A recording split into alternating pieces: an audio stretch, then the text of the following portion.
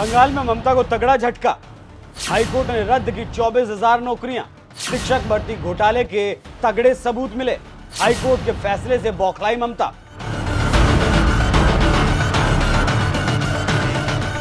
नमस्कार, मैं हूं आपके साथ अभिषेक कुंडी। बंगाल की मुख्यमंत्री ममता बनर्जी बंगाल को अपने इशारों पर नचाना चाहती हैं। ममता को लगता है कि वो बंगाल की मुख्यमंत्री हैं तो वो बंगाल की खुदा बन गई। तभी तो ऐसा कहा जाता है कि पुलिस प्रशासन अफसरशाही सब दीदी के इशारे पर काम करते हैं। लेकिन अब यही तानाशाही दीदी के गले की फांस बन गई, क्योंकि बंगाल में हुए शिक्षक भर्ती घोटाले को लेकर ममता सरकार पर हाईकोर्ट का ऐसा अंटर चला कि दीदी बौखला जाएंगी। दीदी के ऊपर मानो दोहरी मार पड़ गई हो। जी हाँ, बंगाल में जो शिक्षक भर्ती हुई थी उसे कलकत्ता हाईकोर्ट ने रद्द कर दिया। हाईकोर्ट ने पूरा जॉब पैनल ही रद्द कर दिया। जो 24,000 नौकरियां दी गई थी वो भी रद्द कर दी गई, क्योंकि इन भर्तियों को करने में 5 लाख से 15 लाख रुपए तक की रिश्वत ली गई, ऐसा हाईकोर्ट का कहना है। ममता सरकार में बंगाल को जितना लूटा गया उतना शायद कभी नहीं लूटा गया। बीजेपी नेताओं का तो ये तक कहना है कि ममता सरकार ने 2 लाख करोड़ का घोटाला किया है। ये घोटाला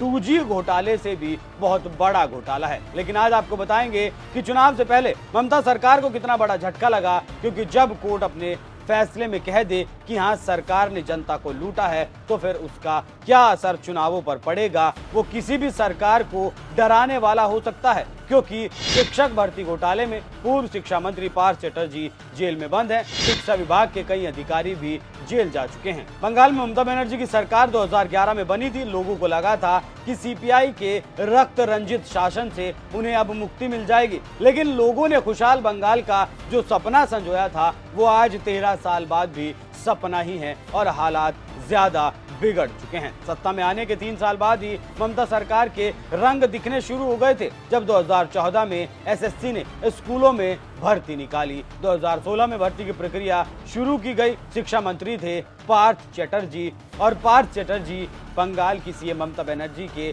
खास बताए जाते हैं। और पार्थ चटर्जी ने शुरू किया बंगाल को लूटने का वो खेल जिसका आज खुलासा हुआ है। जब भर्ती शुरू हुई उसमें गड़बड़ियों की भी कई शिकायतें हाईकोर्ट में दाखिल करवाई गई। याचिकाओं में आरोप लगाया गया कि जिन उम्मीदवारों के नंबर कम थे उन्हें मेरिट लिस्ट में ऊपर स्थान दिया गया। कुछ उम्मीदवारों का मेरिट लिस्ट में नाम न होने पर भी उन्हें नौकरी दे दी गई। कुछ ऐसे भी उम्मीदवारों को नौकरी दी गई जिन्होंने टीईटी की परीक्षा पास ही नहीं की थी, जबकि राज्य में शिक्षक भर्ती के लिए टीईटी की परीक्षा पास होना जरूरी है। इसी तरह से राज्य में 2016 में एसएससी द्वारा ग्रुप डी की 13,000 भर्ती के मामले में शिकायतें मिली थी। इन्हीं आरोपी की जांच के लिए हाईकोर्ट ने सीबीआई को जांच करने के आदेश दिए। इसके बाद ईडी ने भी मामले की जांच की। मनी ट्रेल मिला तो ममता के खासम खास पार्थ चटर्जी को पूछताछ के लिए बुलाया गया और फिर देश ने वो देखा जिसकी किसी ने कल्पना भी नहीं की थी। 22 जुलाई 2022 को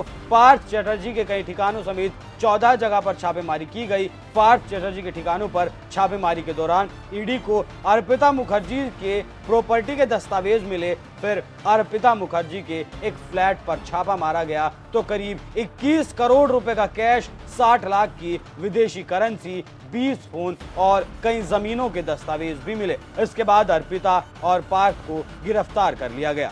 कौन है अर्पिता मुखर्जी?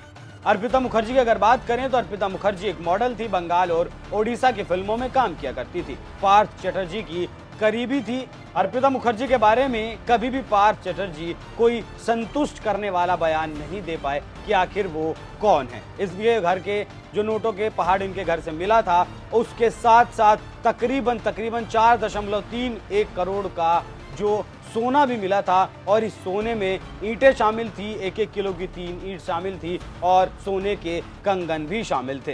ये थी अर्पिता मुखर्जी। उसके बाद सीबीआई और ईडी की जांच में प्रसन्ना रॉय का भी नाम सामने आया, जिसने इस भर्ती में बिचौलिए की भूमिका निभाई थी। और अभी कुछ दिनों पहले प्रसन्ना रॉय की 365 करोड़ की संपत्ति ईडी ने जब्त की है और लगातार ईडी इस मामले में संपत्तियों को जब्त भी करने का काम कर रही है। लेकिन अब जब हाईकोर्ट का फैसला आ गया, भर्ती में घोटाला हुआ है, ये बात सामने आ गई, 24,000 शिक्षकों की भर्ती रद्द कर दी गई, तो खुद को हर बात पर डिफेंड करने वाली ममता अब कैसे खुद को डिफेंड करेंगी, कैसे कहेंगी कि उनकी सरकार में भ्रष्टाचार नहीं हुआ, एक नौकरी के बदले 5 लाख से लेकर 15 लाख रुपए की रिश्वत नहीं ली गई, जो लोग पात्र थे उन्हें नौकरी नहीं दी गई, बल्कि जैसे लालू यादव ने लैंड फॉर जॉब का आरोप लालू यादव पर लगा है, वैसे इन लोगों ने कैश में डील किया, बंगाल के युवाओं के साथ अन्याय किया। और यह अन्याय दीदी को कितना भारी पड़ने वाला है उसका अंदाजा भी शायद दीदी अभी नहीं लगा सकती। चुनाव से पहले